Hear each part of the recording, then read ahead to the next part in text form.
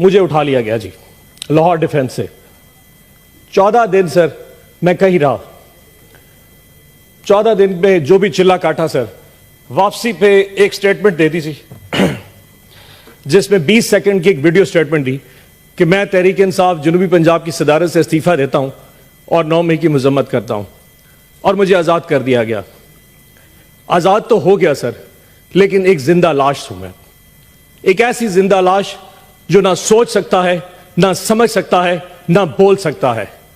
मुझे नफरत होती जा रही है सर इस ऐवान में बैठ के, इस तस्वीर की तरफ देखते हुए, जो मुझे इस चीज का यकीन दिलाती है कि मैं आजाद हूं। मैं आजाद नहीं हूं। अगर मुझ में सोचने समझे की सलाहियत यह रियासत नहीं दे सकती तो मेरा यहां जीने का हक भी नहीं बनता। कौन होता है कि मुझे डिक्टेट करे कि मैं क्या कहूं और क्या सोच सकता हूं?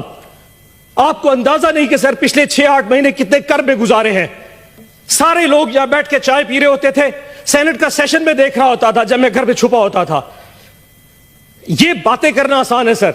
आज आप रिगिंग की बात कर रहे हैं। जो कुछ हमारे साथ हुआ है, मुझे आज तक एक प्लेटफॉर्म नहीं दिया गया।